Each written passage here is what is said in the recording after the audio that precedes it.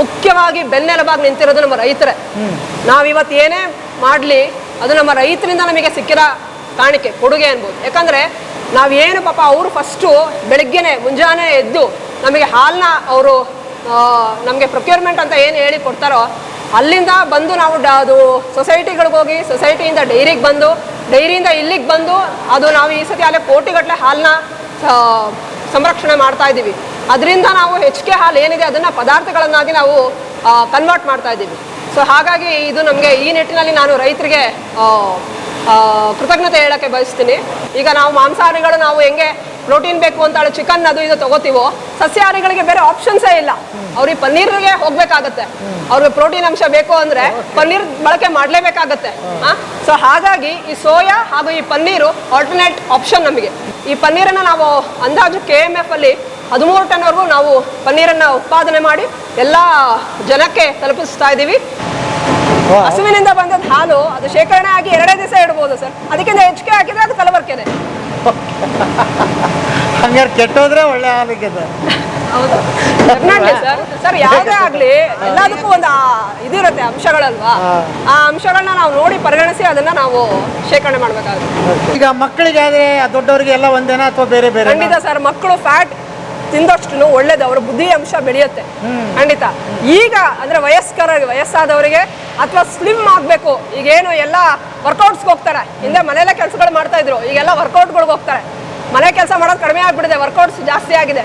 So ಆ workouts ಬೇಕಾಗಿರೋ protein ಅಂಶ ಮತ್ತು ಜಿಡ್ಡಿನ ಅಂಶ ಏನಾದರೂ ಬೇಕು ಅಂದರೆ ಇವರು ಮೀಡಿಯಂ ಫ್ಯಾಟ್ ಪನ್ನೀರು ಅಥವಾ ಲೋ ಫ್ಯಾಟ್ ಪನ್ನೀರ್ನ ಆಯ್ಕೆ ಮಾಡ್ಬೋದು. ಬರ್ರಿ ಬೀಗ್ರ ಊಟ ಮಾಡೋಣ. ಬಾಳ್ ಮಂದಾಗ್ಲಿ ತಗೋರಿ. ನಿಮ್ಮ ಬಾಯಾರಿಕೆಯಿಂದ ಹಂಗ ಆಗ್ಲೇವಾ?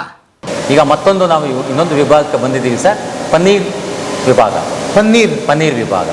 ಪನ್ನೀರ್ ಅಂತ ಹೇಳಿದ್ರೆ ಸಾಮಾನ್ಯವಾಗಿ ಭಾಳ ಹಿಂದಿನಿಂದಲೂ ಕೂಡ ಈ ಹೆಚ್ಚಾಗಿ ನಮ್ಮ ಉತ್ತರ ಭಾರತದಲ್ಲಿ ಇದನ್ನು ಪನ್ನೀರ್ ಬಳಕೆಯನ್ನು ನಾವು ಕಂಡಿದ್ವಿ. ದಕ್ಷಿಣ ಭಾರತದಲ್ಲಿ ಬಳಕೆ ಕಮ್ಮಿನೇ ಪನ್ನೀರ್ದು. ಆದರೆ ಇತ್ತೀಚೆಗೆ ಕಳೆದ ಒಂದು 10 ವರ್ಷಗಳ ನಂತರ ಪನ್ನೀರ್ ಒಂದು ಬಳಕೆ ಜಾಸ್ತಿ ಆಗಿದೆ. ಪನ್ನೀರ್ ಅಂತ ಹೇಳಿದ್ರೆ ಬೇರೆ ಏನಿಲ್ಲ ಸರ್, ಅದು ಕೂಡ ಒಂದು ಹಾಲಿನ ಉತ್ಪನ್ನನೇ ಹೌದು. ಹಾಲನ್ನು ನಾವು ನಮ್ಮ SOP ಸ್ಟ್ಯಾಂಡರ್ಡ್ ಆಪರೇಟಿಂಗ್ ಪ್ರೊಸೀಜರ್ ಏನಿದೆ ಅದರ ಪ್ರಕಾರ ನಾವು ಹಾಲನ್ನು ಕಾಯಿಸಿ ಹಾಲನ್ನು ನಾವು ಬೇರ್ಪಡಿಸಿ ಅದನ್ನು ಒಂದು ಕೋಆಗುಲೇಟಿಂಗ್ ಏಜೆಂಟ್ ಅಂತ ಇರುತ್ತೆ, ಅದನ್ನು ನಾವು ಹಾಲಿಗೆ ಸೇರ್ಪಡೆ ಮಾಡಿ ಅದನ್ನು ನೀರಿನ ಅಂಶ ಮತ್ತು ಅದರಲ್ಲಿರ್ತಕ್ಕಂಥ ಗಟ್ಟಿ ಅಂಶವನ್ನು ನಾವು ಬೇರ್ಪಡಿಸಿ ಆ ಗಟ್ಟಿ ಅಂಶವನ್ನು ನಾವು ತಗೊಂಡು ಅದರಲ್ಲಿರ್ತಕ್ಕಂಥ ನೀರನ್ನು ಅದರಲ್ಲಿರ್ತಕ್ಕಂಥ ತೇವಾಂಶವನ್ನು ನಾವು ಸಾಕಷ್ಟು ಒಂದು ಹಿತಮಿತ ಪ್ರಮಾಣಕ್ಕೆ ನಾವು ಅದನ್ನು ನಮ್ಮ ವ್ಯವಸ್ಥೆಯಲ್ಲಿ ಅದನ್ನು ತಂದು ಆನಂತರ ಅದನ್ನು ಕಟ್ ಮಾಡಿ ನಮಗೆ ಹೇಗೆ ಬೇಕು ಆಕಾರ ಅದನ್ನು ಕಟ್ ಮಾಡಿ ಜನಗಳಿಗೆ ನಾವು ಮಾರ್ಕೆಟಿಂಗ್ ಆಧಾರಿತ ಬೇಡಿಕೆ ಆಧಾರಿತ ನಾವು ಅದನ್ನು ಸರಬರಾಜು ಮಾಡ್ತಕ್ಕಂಥದ್ದು ಅದು ಪನ್ನೀರು ಉತ್ಪನ್ನದ ಒಂದು ಪ್ರಕ್ರಿಯೆ ಆಗಿದೆ. ನಮಸ್ತೆ. ನಮಸ್ತೆ ಸರ್. ನಿಮ್ಮ ಹೆಸರು? ಎಸ್ ಲಕ್ಷ್ಮಿ ಅಂತ ಹೇಳಿ. ಏನು ಓದಿದ್ದೀರಿ ನೀವು? ನಾನು B.Tech ಡೈರಿ ಟೆಕ್ನಾಲಜಿ ಮಾಡಿದ್ದೀನಿ. ಎಲ್ಲಿ? ಹೆಬ್ಬಾಳ್ ಡೈರಿ ಸೈನ್ಸ್ ಕಾಲೇಜಲ್ಲಿ ಮಾಡಿದ್ದೀನಿ. ಓಕೆ. ಯಾಕೆ ಡೈರಿಗೆ ಬರ್ಬೇಕಂತ ಒಂದು ಕನಸಿತ್ತ ನಿಮಗೆ? ನನಗೆ ಆ್ಯಕ್ಚುಲಿ BE ಹೋಗಬೇಕು ಅನ್ನೋ ಒಂದು ಆಸೆ ಇತ್ತು. ಆನಂತರ ಈ ಡೈರಿ ಫೀಲ್ಡಲ್ಲಿ ಅಂದರೆ ಬೇರೆ ಸ್ಟೇಟ್ಸ್ಗೆ ಹೋಗೋವಂಥ ಚಾನ್ಸಸ್ ಆಪರ್ಚುನಿಟೀಸು ಇದೆ ಅನ್ನೋ ಒಂದು ಕಾರಣಕ್ಕೋಸ್ಕರ ನಾವು ಇದಕ್ಕೆ ಫೀಲ್ಡ್ಗೆ ಬಂದ್ವಿ. ಸೊ ಹಾಗಾಗಿ ಯಾಕಂದರೆ ಇಲ್ಲಿ ಡೆನ್ಮಾರ್ಕ್ಗೆಲ್ಲ ಆಪರ್ಚುನಿಟೀಸ್ ಇದೆ ಅನ್ನೋ ಒಂದು ಕಾರಣಕ್ಕೆ ಮತ್ತು ಹಾಗೂ ನಮ್ಮದೇ ಆದ ಒಂದು ಹಿಂದಿನಿಂದ ಹಾಲಿಂದು ನಮ್ಮ ಪರಂಪರೆಯಾಗಿ ನಾವು ಹಿಂದೆ ಒಂದು 10-15 ಹಸುಗಳನ್ನ ಸಾಕಿದೀವಿ ನಮ್ಮ ಅಜ್ಜಿ ಕಾಲದಿಂದನೂ. ಸೊ ಆ ಪ್ರಾಸೆಸ್ ನಮಗೆ ತುಂಬಾ ಚೆನ್ನಾಗಿ ಗೊತ್ತಿದೆ. ಹೈನುಗಾರಿಕೆ ಅಂದ್ರೆ ಏನು, ಹೈನುಗಾರಿಕೆಯಲ್ಲಿ ಯಾವ್ಯಾವ ತರ ಮಾಡ್ತಾರೆ, ಸೊ ಅದರಿಂದ ಯಾವ ತರ ಬೆಳವಣಿಗೆ. ಸೊ ಈಗ ನಾವು ಬೆಳವಣಿಗೆ ಆಗಿರೋದು ಅದರಿಂದಾನೆ. ಸೊ ಹಾಗಾಗಿ ಆ ಒಂದು ನಿಟ್ಟಿನ ಎಲ್ಲೋ ಒಂದು ಆಸಕ್ತಿ ಇತ್ತು. ಹಾಗಾಗಿ ಇಲ್ಲಿಗೆ ನಾವು ಬಂದಿರೋದು ಹೆಲ್ಪ್ ಆಯ್ತು ನಮ್ಗೆ. ಹಂಗಾದ್ರೆ ನಾನು ಮುಂದಿನ ಪ್ರಶ್ನೆ ಆಮೇಲೆ ಕೇಳ್ತೀನಿ. ಮೊದಲನೇ ಪ್ರಶ್ನೆ, ಒಂದೊಂದು ಹನಿ ಹಾಲಿನ ಮಹತ್ವ ಕೂಡ ನಿಮಗೆ ಗೊತ್ತು? ಹೌದು ಸರ್. ಎಷ್ಟು ಪಾಲನೆ ಪೋಷಣೆ ಮಾಡಿ ಒಂದು ಹನಿ ಹಾಲನ್ನ ಡೈರಿಗೆ ತಲುಪಿಸಿ ಪನ್ನೀರ್ವರೆಗೆ ನಾವು ಇವತ್ತು ನೋಡ್ತಾ ಇದ್ದೀರಿ. ರೈತರದ್ದು ನೋಡಿದ್ರೆ ಏನ್ ಅನ್ಸುತ್ತೆ ನಿಮಗೆ?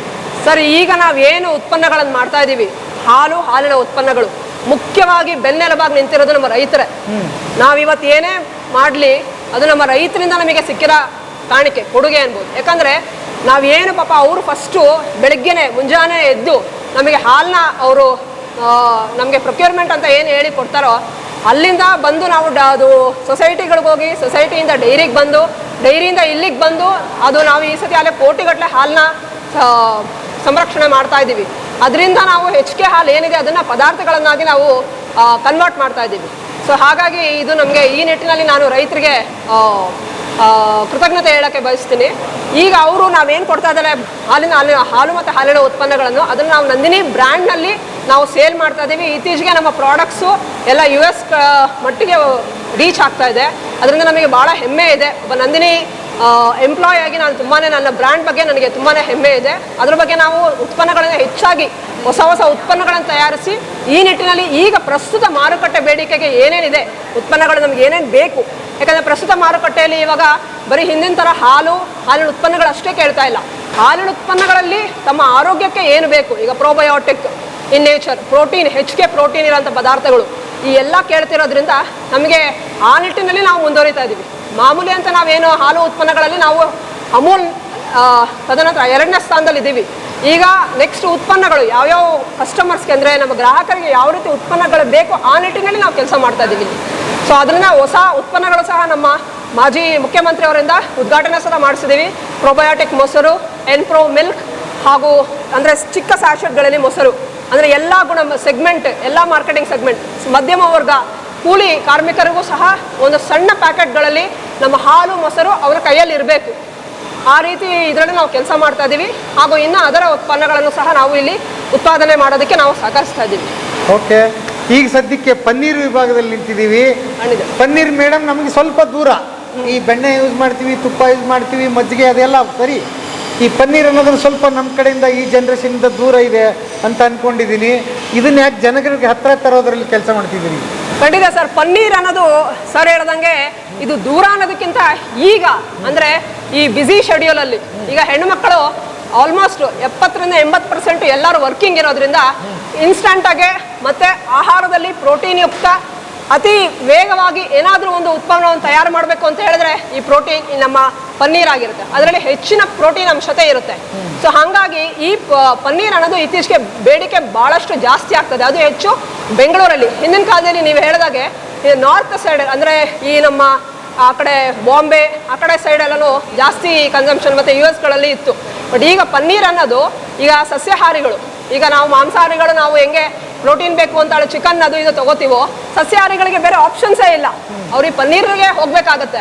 ಅವ್ರಿಗೆ ಪ್ರೋಟೀನ್ ಅಂಶ ಬೇಕು ಅಂದರೆ ಪನ್ನೀರ್ ಬಳಕೆ ಮಾಡಲೇಬೇಕಾಗತ್ತೆ. ಸೊ ಹಾಗಾಗಿ ಈ ಹಾಗೂ ಈ ಪನ್ನೀರು ಆಲ್ಟರ್ನೇಟ್ ಆಪ್ಷನ್ ನಮಗೆ. ಈ ಚಿಕನ್ ಮಟನ್ ತಿನ್ನದೇ ಇರುವವರಿಗೆ, ಸಸ್ಯಾಹಾರಿಗಳಿಗೆ.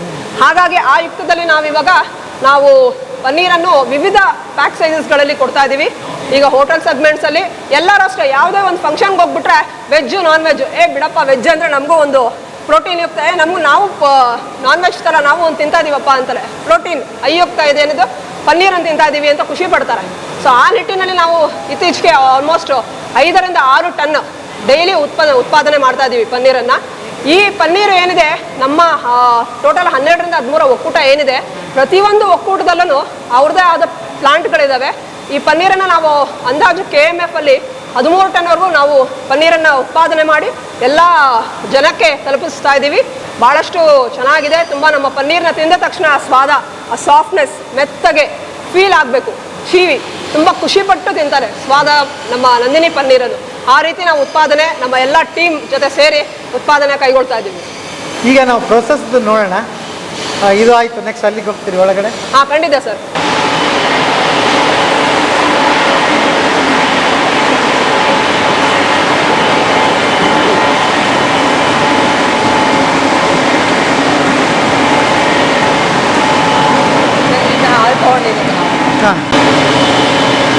ಸರ್, ಈಗ ನೀವೇನು ನೋಡ್ತಾ ಇದ್ದೀರಾ ಸರ್, ಇದು ನಾವು ಪನ್ನೀರ್ ಮಾಡೋವಂಥ ವಿಧಾನ. ಪನ್ನೀರ್ ಮಾಡುವಂಥ ವಿಧಾನ ಹೇಗೆ ಅಂದರೆ, ಇದು ಒಂದು ಡಬಲ್ ಜಾಕೆಟೆಡ್ ವ್ಯಾಟು. ಸೊ ಈ ಜಾಕೆಟೆಡ್ ವ್ಯಾಟಲ್ಲಿ ನಾವು 4.1% ಫ್ಯಾಟು ಮತ್ತು 8.5% SNF ಇರೋವಂಥ ಹಾಲನ್ನ ತೊಗೊಂಡಿದ್ದೀವಿ. ಸೊ ಈ ಹಾಲನ್ನು 90 ಡಿಗ್ರಿಗೆ ಕಾಯಿಸಿ ನಂತರ 82 ಡಿಗ್ರಿಗೆ ಕೂಲ್ ಮಾಡಿ, ಅದಕ್ಕೆ 90 ಡಿಗ್ರಿಗೆ ಕಾಯಿಸಿ 82 ಡಿಗ್ರಿಗೆ ಕೂಲ್ ಮಾಡಿ GDL ಅಂತ ಗ್ಲುಕೋನೋ ಡೆಲ್ಟಾ ಲ್ಯಾಕ್ಟೋನ್, ಅದು ಪ್ಲಾಂಟ್ ಬೇಸ್ಡ್ ಒಂದು ಆ್ಯಸಿಡ್. ಸೊ ಅದನ್ನು ಇದಕ್ಕೆ ಹಾಕ್ತೀವಿ, ಹಾಲು ಒಡೆಯೋದಕ್ಕೆ. ಸೊ ಇದು ಪ್ಲಾಂಟ್ ಬೇಸ್ಡ್ ಆಗಿರೋದ್ರಿಂದ ಏನೂ ತೊಂದರೆ ಇಲ್ಲ ಇದು. ಸರಿ, ಈಗ ಹಾಲು ಕಾದಿದೆ. ಈಗ 83 ಡಿಗ್ರಿಗೆ ಬಂದಿದೆ. ಅದಕ್ಕೆ ನಾವು ಹಾಲನ್ನ ಒಡಿಸ್ತೀವಿ ಅಂತ ಏನ್ ಹೇಳ್ತೀವಿ, ಹಾಲು ಒಡೆಯೋದಕ್ಕೆ GDL ಅನ್ನೋ ಒಂದು ಅಂಶ ಹಾಕ್ತಿವಿ. GDL ಅಂತ, ಅದು ಕೋಯಾಗುಲೆಂಟ್ ಅಂತ. ಅಂದ್ರೆ ಹಿಂದೆ ಸಿಟ್ರಿಕ್ ಆಸಿಡ್, ಈ ನಿಂಬೆಹಣ್ಣು ಹಾಲಿಗೆ ಹಿಂಡಿದ ತಕ್ಷಣ ಹಾಲು ಹೇಗೆ ಹೊಡಿತಾ ಇತ್ತು, ಅದೇ ರೀತಿ ಇದು ಇಂಡಸ್ಟ್ರಿಯಲ್ ಪರ್ಪಸ್ ಆಗಿರೋದ್ರಿಂದ ನಿಂಬೆಹಣ್ಣಿನೆಲ್ಲ ಬಳಸೋದು ತುಂಬಾ ಕಷ್ಟ ಆಗುತ್ತೆ. ಮ್ಯಾನ್ಯುಯಲ್ ಹ್ಯಾಂಡ್ಲಿಂಗ್ ಇರೋದ್ರಿಂದ ಕಂಟಾಮಿನೇಷನ್ ಜಾಸ್ತಿ ಆಗುತ್ತೆ. ಹಾಗಾಗಿ ನಾವು GDL ಅಂತ ಒಂದು ಕೋಯಾಗುಲೆಂಟ್ ನ ಬಳಸ್ತಾ ಇದೀವಿ. ಅದು ಪೌಡರ್ ಫಾರ್ಮ್ ಅಲ್ಲಿ ನಮಗೆ ಕೊಡ್ತಾರೆ. ಸೊ ಅದು ಡೈರೆಕ್ಟ್ ಆಗಿ ನಾವೇನ್ ಮಾಡ್ತೀವಿ, ಡೈಲ್ಯೂಟ್ ಮಾಡಿ ನೀರಲ್ಲಿ ಡೈಲ್ಯೂಟ್ ಮಾಡಿದ ವಾಟರ್ನ GDL ಕೋಯಾಗುಲೆಂಟ್ ನಾವು ಹಾಲಿಗೆ ಹಾಕ್ತಾ ಇದ್ದೀವಿ.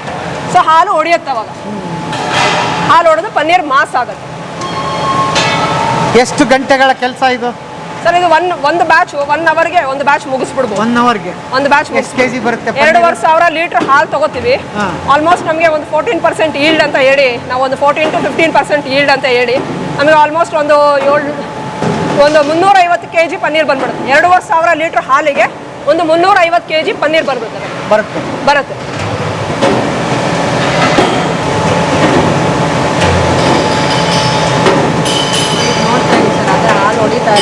ಹೌದಾ? ಇಲ್ಲ ಕ್ಯಾಮ್ರಾ ಇಟ್ಕೊಳ್ಳಿ ಸರ್, ಕ್ಯಾಮ್ರಾ ಎಲ್ಲ ಇಟ್ಕೊಳ್ಳಿ. ನಿಮ್ಗೆ ಹಸಿರು ಅಂಶದ ತರ ಕಾಣಿಸ್ತಾ ಬರುತ್ತೆ, ಹಾಲು ಹೊಡಿತಾ ಇದೆ ಅದು ಅಂತ.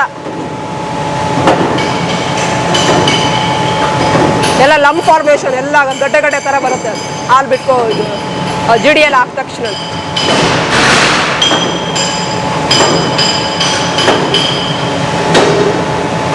ಎಷ್ಟು ದಿವಸ ಇಡ್ಬೋದು ನಿಮ್ಮ ಪನ್ನೀರ್? 1 ತಿಂಗಳ ಕಾಲ ನಮ್ಮ ಪನ್ನೀರನ್ನು ಇಡಬಹುದು ಸರ್. ಕೋಲ್ಡ್ ಇದರಲ್ಲಿ ಇಡಬೇಕು. ಎಕ್ಸಾಕ್ಟ್ಲಿ. ಅದು ಏನಂದ್ರೆ ವ್ಯಾಕ್ಯೂಮ್ ಸೀಲಿಂಗ್ ಅಂತ ಹೇಳಿ ನಮ್ಮ ಪ್ಯಾಕೆಟ್ ನಾವು ಮಾಡ್ತಾ ಇರೋದು. ಆ ವ್ಯಾಕ್ಯೂಮ್ ಸೀಲಿಂಗ್ ಓಪನ್ ಮಾಡಿದ್ರೆ ಅದನ್ನ ತಕ್ಷಣ ಕನ್ಸ್ಯೂಮ್ ಮಾಡ್ಬಿಡ್ಬೇಕು, ಪದಾರ್ಥಗಳಿಗೆ ಯೂಸ್ ಮಾಡ್ಕೊಂಡು ಕನ್ಸ್ಯೂಮ್ ಮಾಡ್ಬಿಡ್ಬೇಕು. ಅರ್ಧ ಮಾಡಿದ್ವಿ, ಇನ್ನು ಅರ್ಧ ಬಿಟ್ಟು ನಡೆಯಲ್ಲ. ಹಂಗೆ ಮಾಡಂಗಿಲ್ಲ ಸರ್. ನಮ್ದು ಏನಂದ್ರೆ ನಮ್ದು ಫ್ರೆಶ್ ಪ್ರಾಡಕ್ಟ್ ಆಗಿರೋದ್ರಿಂದ ಹಾಲು ಇವಾಗ ನಿಮಗೆ 1-2 ದಿವಸ ಶೇಖರಣೆ ಮಾಡ್ಬೋದು. ಅದು ಹೆಚ್ಚಿಗೆ ಶೇಖರಣೆ ಮಾಡಿದಾರೆ ಅಂದ್ರೆ ಅಲ್ಲಿ ಏನೋ ಒಂದು ಕಲಬೆರಕೆ ಹಾಕಿರ್ತಾರೆ ಅಂತ. ಹಾಗಾಗಿ ನಮ್ದು ಫ್ರೆಶ್ ಉತ್ಪನ್ನ ಆಗಿರೋದ್ರಿಂದ ನಮ್ದು ಒಂದ್ಸತಿ ವ್ಯಾಕ್ಯೂಮ್ ಸೀಲಿಂಗ್ ಓಪನ್ ಮಾಡಿದ್ರೆ ಅದನ್ನ ಇಮಿಡಿಯೇಟ್ ಆಗಿ ಬಳಸಬೇಕು. ಇಲ್ಲ ವಿತೌಟ್ ಇದು ಅಂದ್ರೆ 1 ತಿಂಗಳು ಇಡಬಹುದು. ಹಾಲು ತುಂಬಾ ದಿವಸ ಇದೆ ಅಂದ್ರೆ ಅದಕ್ಕೆ ಏನೋ ಹೌದು, ಕಲಬೆರಕೆ ಆಗಿದೆ ಅಂತ. ಹಸುವಿನಿಂದ ಬಂದದ ಹಾಲು ಅದು ಶೇಖರಣೆ ಆಗಿ 2 ದಿವಸ ಇಡಬಹುದು ಸರ್. ಅದಕ್ಕಿಂತ ಹೆಚ್ಚಿಗೆ ಹಾಕಿದ್ರೆ ಅದು ಕಲಬೆರಕೆನೆ. ಹಂಗಾರೆ ಕೆಟ್ಟೋದ್ರೆ ಒಳ್ಳೆ ಹಾಲಿಗೆ ಹೌದು ಸರ್. ಯಾವುದೇ ಆಗ್ಲಿ ಎಲ್ಲದಕ್ಕೂ ಒಂದು ಇದಿರುತ್ತೆ ಅಂಶಗಳಲ್ವಾ, ಆ ಅಂಶಗಳನ್ನ ನಾವು ನೋಡಿ ಪರಿಗಣಿಸಿ ಅದನ್ನ ನಾವು ಶೇಖರಣೆ ಮಾಡ್ಬೇಕಾಗುತ್ತೆ.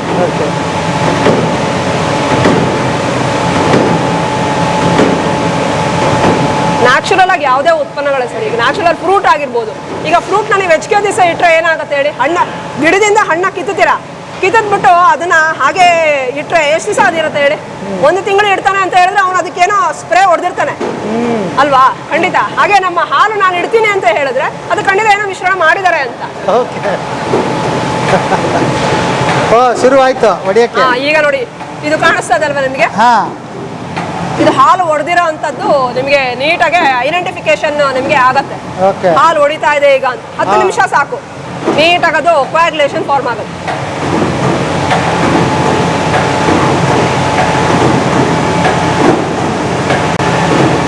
ಎಷ್ಟೊತ್ತಿಗೆ ಬರ್ತಿದೆ? 10 ಮಿನಿಟ್ಸ್ ಅಲ್ಲಿ ಆಗೋಗ್ಬಿಡುತ್ತೆ ಹಾಲು. 2,500 ಲೀಟರ್ ಹಾಲು ಏನಿದೆ ಅದು ಕೋಯಾಗುಲೆಂಟ್ ಆಗ್ಬಿಡೋದು.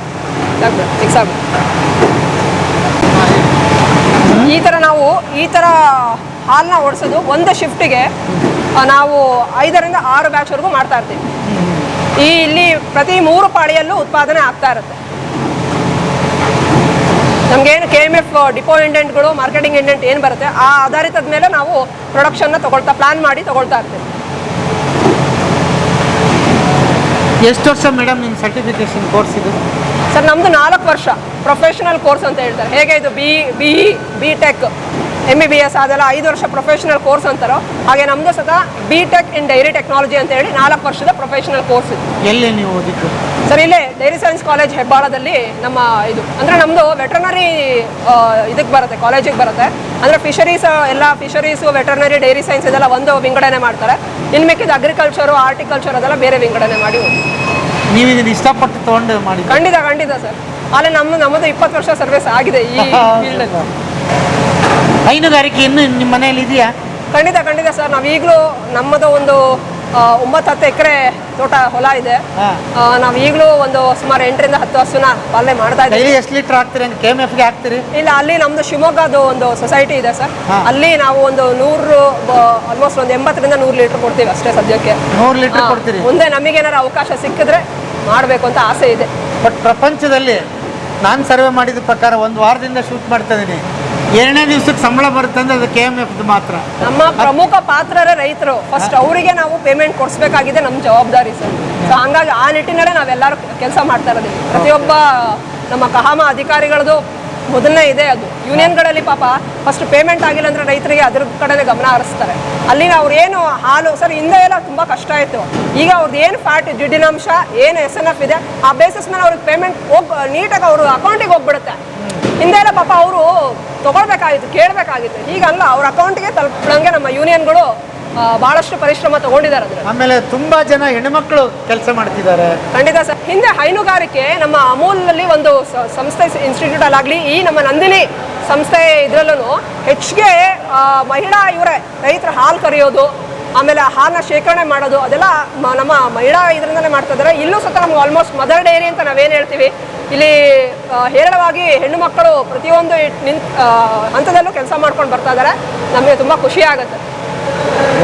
ಮತ್ತೆ ಇನ್ನೊಂದು, ನಾವು ಮನೆಯಲ್ಲಿ ಹೆಚ್ಚಿಗೆ ಕಾಪಾಡ್ತೀವಿ. ನಾವು ಏನಾದರೂ ಒಂದು ಅಡುಗೆ ಮನೆಯಲ್ಲಿ ಒಂದು ಏನಾದರೂ ತಯಾರಿ ಮಾಡಬೇಕಂದ್ರೆ ನಾವು ನಮ್ಮ ನಿಟ್ಟು ಏನಿರುತ್ತೆ ಅಂದರೆ, ನಮ್ಮ ಆಹಾರ ತಿನ್ನೋರು ತುಂಬ ಸುರಕ್ಷಿತವಾಗಿರಬೇಕು ಅನ್ನೋ ಒಂದು ನಿಟ್ಟಿನಲ್ಲಿ ನಾವು ಇಲ್ಲಿ ಬಂದು ಅದೇ ರೀತಿಯಲ್ಲೇ ಕೆಲಸ ಮಾಡ್ತೀವಿ.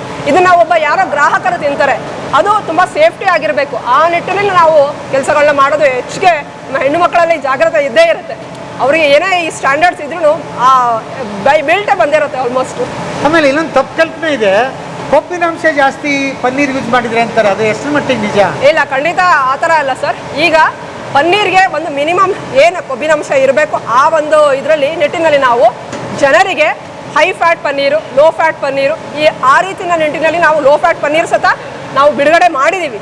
ಈಗ ಕೆಲವೇ ದಿನಗಳಲ್ಲಿ ಈಗ ಆಲ್ರೆಡಿ ಸಿಗ್ತಾ ಇದೆ ಗ್ರಾಹಕರಿಗೆ ಲೋ ಫ್ಯಾಟ್ ಪನ್ನೀರ್, ಅಂದರೆ 2% ಫ್ಯಾಟ್, 1.3% ಫ್ಯಾಟ್. ಆ ನಿಟ್ಟಿನಲ್ಲಿ ನಾವು ಪನ್ನೀರನ್ನು ಬಿಡುಗಡೆ ಮಾಡ್ತಾ ಇದ್ದೀವಿ. ಯಾರಿಗೆ ಬೇಕೋ ಅವರು, ಈಗ ಫ್ಯಾಟ್ ಪನ್ನೀರಲ್ಲಿ ಜಾಸ್ತಿ ಬೇಡ ಅನ್ನೋರಿಗೆ ಈ ಲೋ ಫ್ಯಾಟ್ ಪನ್ನೀರನ್ನು ಬಳಸ್ಬೋದು. ಫ್ಯಾಟ್ ಇದ್ದಷ್ಟು ಪನ್ನೀರ್ ಪ್ರಾಡಕ್ಟ್ ಟೇಸ್ಟ್ ಜಾಸ್ತಿ. ಸೊ ಹಾಗಾಗಿ ಅದರಲ್ಲಿ ಇರುತ್ತೆ, ಮನುಷ್ಯ ಎಷ್ಟು ತಿನ್ನಬೇಕು ಅಂತ ಇರುತ್ತೆ. ಯಥೇಚ್ಛವಾಗಿ ತಿಂದರೆ ಅದು ಫ್ಯಾಟ್ ಜಾಸ್ತಿ ಖಂಡಿತ ಆಗುತ್ತೆ. ಎಷ್ಟು ತಿನ್ನಬೇಕು ಆ ಅಂಶಗಳನ್ನ ಅಷ್ಟು ತಿಂದರೆ ಅದು ಟೇಸ್ಟಿಗೆ ಸಂಬಂಧಿಸುತ್ತೆ. ಇದೆಲ್ಲ ಇದೆ, ನಮ್ಗೆ ಗೊತ್ತೇ ಇಲ್ಲ, ಮಾರ್ಕೆಟಲ್ಲಿ ತಿಳ್ಕೊಬೇಕು. ಖಂಡಿತ ಸರ್. ಯಾವ್ದು ಪನ್ನೀರ್ ಅಂದ್ರೆ ಸುಮ್ಮನೆ ಬರೋದು ಮಾಡ್ಬಿಡೋದಲ್ಲ. ಇಲ್ಲ, ಪ್ಯಾಕೆಟ್ ನೋಡಿ ನನಗೆ ಕಡಿಮೆ ಫ್ಯಾಟ್ ಬೇಕು ಅಂತ ಹೇಳಿದ್ರೆ ಲೋ ಫ್ಯಾಟ್ ಪನ್ನೀರ್ ಕೊಡಿ ನಂದಿನಿ ಅಂತ ಕೇಳಬೇಕು. ಈಗ ಮಕ್ಕಳಿಗೆ ಆದ್ರೆ ದೊಡ್ಡವರಿಗೆ ಎಲ್ಲ ಒಂದೇನಾ ಅಥವಾ ಬೇರೆ ಬೇರೆ? ಖಂಡಿತ ಸರ್, ಮಕ್ಕಳು ಫ್ಯಾಟ್ ತಿಂದಷ್ಟು ಒಳ್ಳೇದು, ಅವರ ಬುದ್ಧಿ ಅಂಶ ಬೆಳೆಯುತ್ತೆ ಖಂಡಿತ. ಈಗ ಅಂದ್ರೆ ವಯಸ್ಸಾದವರಿಗೆ ಅಥವಾ ಸ್ಲಿಮ್ ಆಗಬೇಕು, ಈಗೇನು ಎಲ್ಲ ವರ್ಕೌಟ್ಸ್ಗೆ ಹೋಗ್ತಾರೆ. ಹಿಂದೆ ಮನೆಯಲ್ಲೇ ಕೆಲಸಗಳು ಮಾಡ್ತಾ ಇದ್ರು, ಈಗೆಲ್ಲ ವರ್ಕೌಟ್ಗಳಿಗೆ ಹೋಗ್ತಾರೆ. ಮನೆ ಕೆಲಸ ಮಾಡೋದು ಕಡಿಮೆ ಆಗಿಬಿಟ್ಟಿದೆ, ವರ್ಕೌಟ್ಸ್ ಜಾಸ್ತಿ ಆಗಿದೆ. ಸೊ ಆ ವರ್ಕೌಟ್ಸ್ ಬೇಕಾಗಿರೋ ಪ್ರೋಟೀನ್ ಅಂಶ ಮತ್ತು ಜಿಡ್ಡಿನ ಅಂಶ ಏನಾದರೂ ಬೇಕು ಅಂದರೆ ಇವರು ಮೀಡಿಯಂ ಫ್ಯಾಟ್ ಪನ್ನೀರು ಅಥವಾ ಲೋ ಫ್ಯಾಟ್ ಪನ್ನೀರ್ನ ಆಯ್ಕೆ ಮಾಡ್ಬೋದು.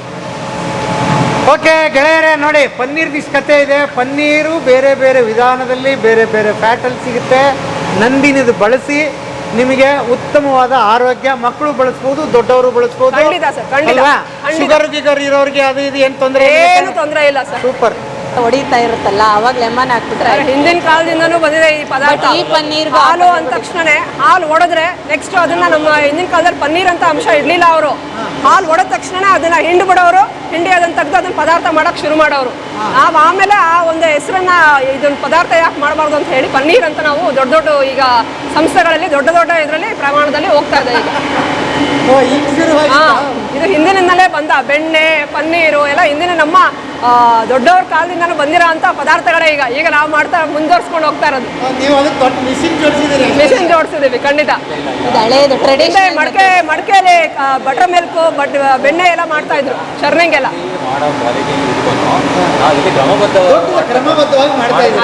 ಅದನ್ನ ಇವಾಗ ನೀವು ಹೇಳಿದ್ದು ಕ್ರಮಬದ್ಧನ ನಾವು ಅನುಸರಿಸ್ತಾ ಇದೀವಿ. ಹಿಂದೆ ನಮ್ಮ ಕಾಲದವರು ಅವರ ಒಂದು ನಿಟ್ಟಿನಲ್ಲಿ ಅವರು ಆಲ್ರೆಡಿ ಎಲ್ಲ ಅವ್ರಿಗೆ ಗಮನಕ್ಕೆ ಇತ್ತು. ಹೊಸದೇನಲ್ಲ.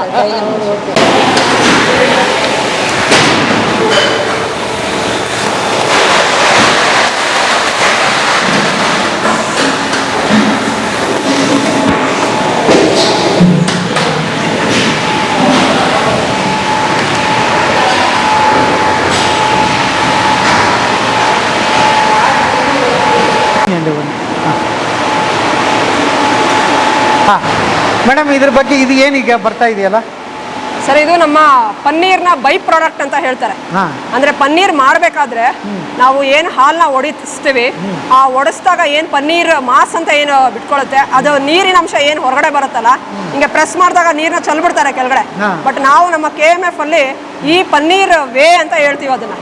ಈಗ ಹೆಂಗೆ ಬಟರ್ ಮಿಲ್ಕ್ ಮಜ್ಜಿಗೆ ಬೆಣ್ಣೆ ಮಾಡಬೇಕಾದ್ರೆ ಹೇಗೆ ಮಜ್ಜಿಗೆ ಬರುತ್ತೆ, ಆ ಮಜ್ಜಿಗೆನ ಉಪಯೋಗಿಸ್ತೀವಿ, ಹಾಗೆ ಪನ್ನೀರ್ ಮಾಡಬೇಕಾದ್ರೆ ಈ ಪನ್ನೀರ್ ವೇ ಅನ್ನ ನಾವು ಬಳಸ್ತಾ ಇದೀವಿ. ಅದು ಇದೇನು ಬರುತ್ತೆ ಸಾಲಿಡ್ ಮಾಸು, ಅದನ್ನು ನಾವು ಪ್ರೆಷರಲ್ಲಿ ಇಡ್ತೀವಿ. ಅದನ್ನು ನೀವು ನೋಡ್ಬೋದು, ಬಹುಶಃ ಅದನ್ನು ಆಲ್ರೆಡಿ ನೀವು ಗಮನಿಸಿದ್ದೀರಿ. ಪ್ರೆಷರಲ್ಲಿ ಇಟ್ಟು ಆ ಪ್ರೆಷರನ್ನು ನಾವೊಂದು 3 hours ಪ್ರೆಸ್ ಮಾಡಿಟ್ಟು ಆಮೇಲೆ ಅದರಲ್ಲಿ ಏನು ಮೌಲ್ಡ್ ಬರುತ್ತೆ ಅದನ್ನು ನಾವಿಲ್ಲಿ ಡಿಪ್ ಮಾಡ್ತೀವಿ. ಈ ಥರ ಇದು ಒಳ್ಳೆ ಟೆಕ್ಸ್ಚರ್ ಬರಬೇಕು ನಮ್ಮ ಪನ್ನೀರಿಗೆ, ಆ ಒಂದು ಕಾರಣದಿಂದ ನಾವು ಅದನ್ನು ಇಡ್ತೀವಿ. ಮತ್ತು ಕಟಿಂಗ್ ಎಲ್ಲ ಸುಲಭವಾಗಿ ಬರಬೇಕು. ಹಾಗಾಗಿ ನಾವು ಒಂದು 3-4 hours ಆ ಟೆಂಪ್ರೇಚರಲ್ಲಿ ಅರೌಂಡ್ 4 degrees Centigrade ನಾವು ಇದನ್ನು ಕಾಪಾಡ್ತೀವಿ.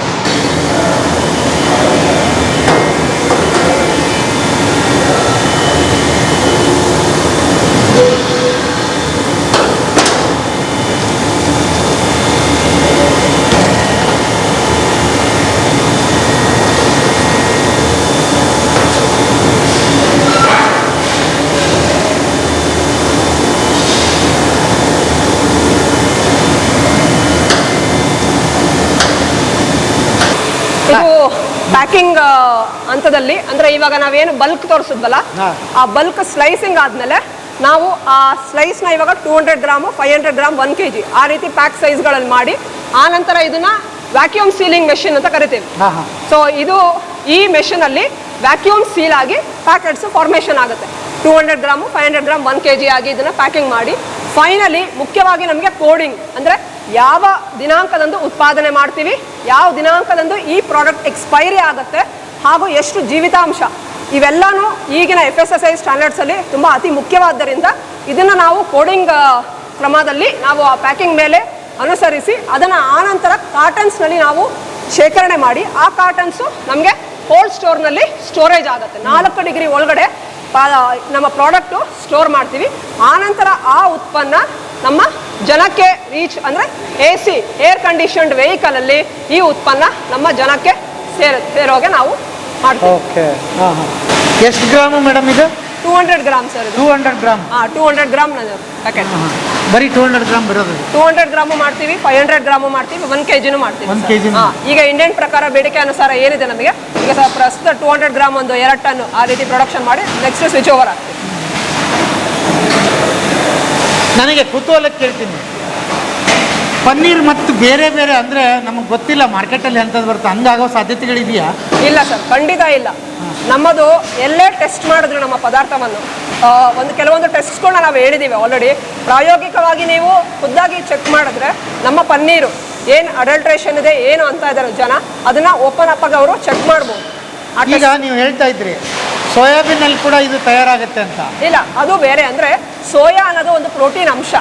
ಜನ ಇವಾಗ ಅದನ್ನು ತಗೊಳ್ತಾರೆ, ಪನ್ನೀರ್ ಅನ್ನೋದನ್ನ ಹೆಚ್ಚಿಗೆ ತಗೊಳ್ತಾರೆ. ಅದರಿಂದ ಕೂಡ ಇದನ್ನ ಸೋಯಾ ಹಾಲಿನಿಂದ ಪನ್ನೀರ್ ಮಾಡ್ತಾರೆ ಸರ್. ಸೋಯಾ ಹಾಲಿನಿಂದ ಪನ್ನೀರು. ಬಟ್ ಇದಕ್ಕೆ ವ್ಯತ್ಯಾಸ ಇದೆ, ಬೇರೆ ಬೇರೆ. ಈಗ ಅದು ಜನರಲ್ಲೂ ಮಾಡುವಂಥದ್ದು, ಬಟ್ ಡೈರಿನಲ್ಲಿ ಎಲ್ಲೂ ಸೋಯಾ ಯೂಸ್ ಮಾಡ್ತಾ ಇಲ್ಲ.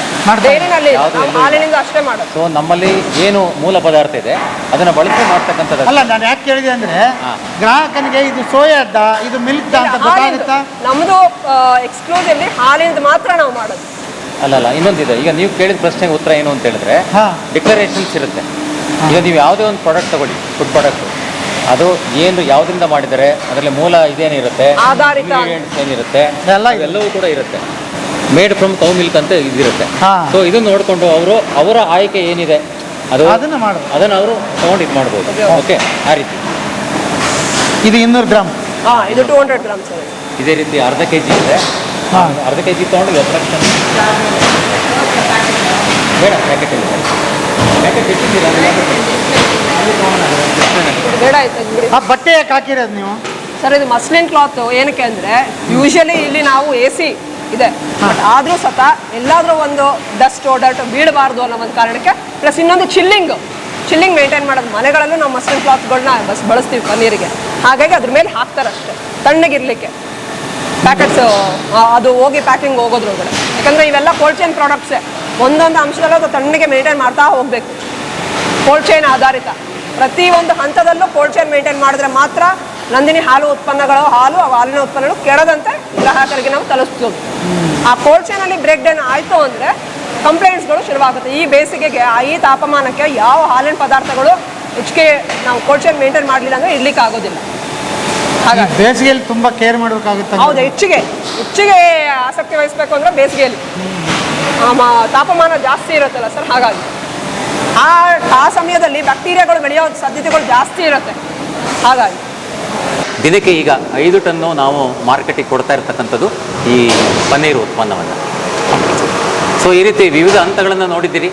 ಆಮೇಲೆ ಪನ್ನೀರು ಯಾಕೆ ಬೇಕು, ಏನು, ಹೇಗೆ, ಅದರ ಪೌಷ್ಟಿಕಾಂಶದ ಬಗ್ಗೆ ನಾವು ನಿಮಗೆ ತಿಳಿಸ್ಕೊಟ್ಟಿದ್ದೀವಿ.